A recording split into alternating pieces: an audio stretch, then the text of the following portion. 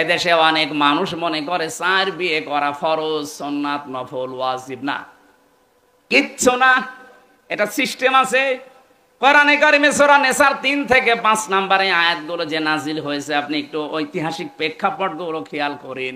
আল্লাহ কেন নাজিল করলেন আয়াতগুলো? বিবাহের ক্ষেত্রে কোন নারীর রূপ সৌন্দর্যের মধ্য তাপে আপনি ভসালে শুধু একটার পর একটা বিয়ে করে যাবেন না। ইসলাম এই জন্য আপনাকে 4 বিয়ের অনুমতি দেয়নি।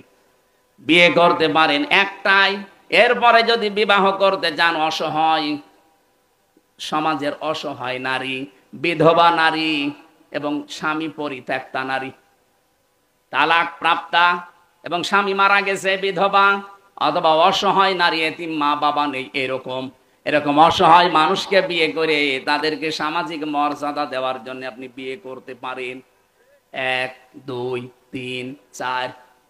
অধিকাংশ মানুষ এটাকে নিয়ে 4 বিয়ে করা ফরজ, অথচ ইনসাফ করতে পারে না, খালি বিয়ে করিয়েই যাচ্ছে।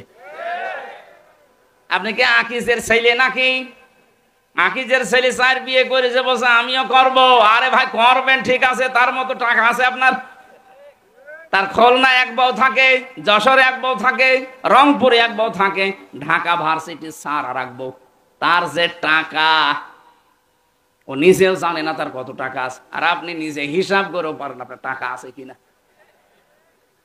আপনি আন্দাজে খালি বিয়ে করবেন। তাহলে বিয়ে শুরুই হচ্ছে আমাদের আন্দাজে।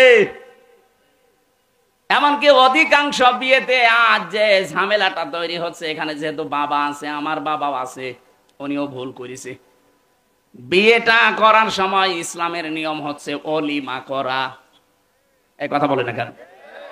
অলিমা করলে এটা যে ছেলের বাড়ি হয় না মেয়ের বাড়ি হয়? বলেন বলেন। এইটা ইসলাম। আজ ইসলামের এই নিয়ম বাদ দিয়ে যারা অলিমা বাদ দিয়ে বরযাত্রী যায়, মেয়ের বাড়িতে 150, 200, 250 মানুষ নিয়ে যাচ্ছে বরযাত্রী, কোথায় পেয়েছেন ভণ্ডামি? আমি মনে হয় মেয়ের বাবা এই জন্য বলছি নাকি? না, আমি এই জন্য আরো বলছি, কারণ আমার তো ছেলে নেই, আমার তো বাঁচা লাগবে। আমি যা করেছি ওটা ভুল হয়ে গেছে, থুক্কু। সামনে যেন আর কেউ এটা না করেন। ছেলে বিবাহ দিতে হলে অলিমা করা লাগবে ছেলের বাড়িতে না মেয়ের বাড়িতে? এই নিয়ম পালন করা যাবে না। যারা বাবা আছেন হাত তোলেন তো। না না, আপনি আন্দাজে হাত তুলেন না, সামনে কিন্তু বরযাত্রী মার যাবে। আমাদের হচ্ছে না, বিবাহ শাদীটা ইসলাম অনুযায়ী হচ্ছে না আমাদের।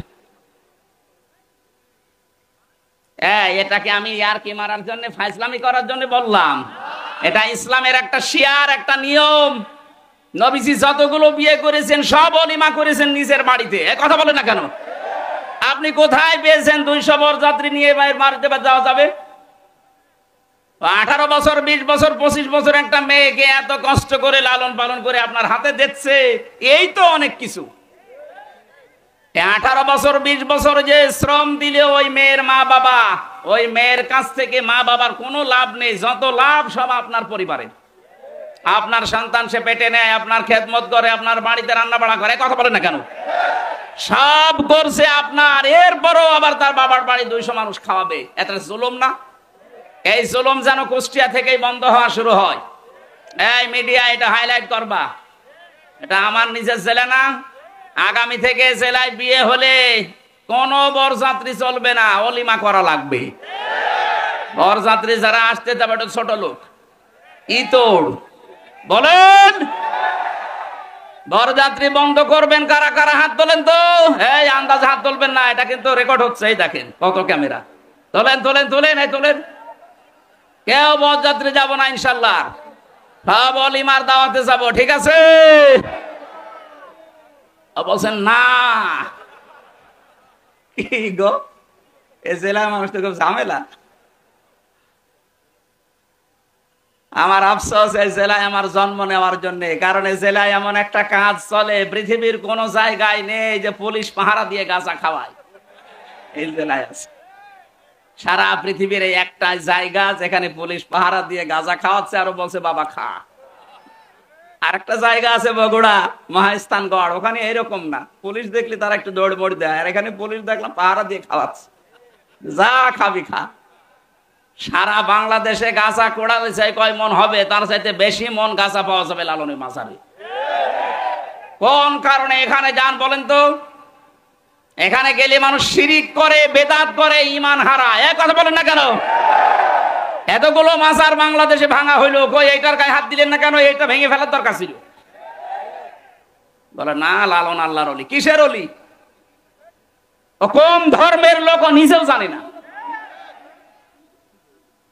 আর ওর ওখানে যে শিরিক হচ্ছে, কবরে মানুষ সেজদা দিচ্ছে, এই প্রকাশ্য গনাগুলো যদি বন্ধ করতে পারতাম, এই জেলার উপরে আল্লাহর রহমত আরো বেশি নাজিল হতো। ঠিক বললেন, বুঝে শুনে বুঝেছেন।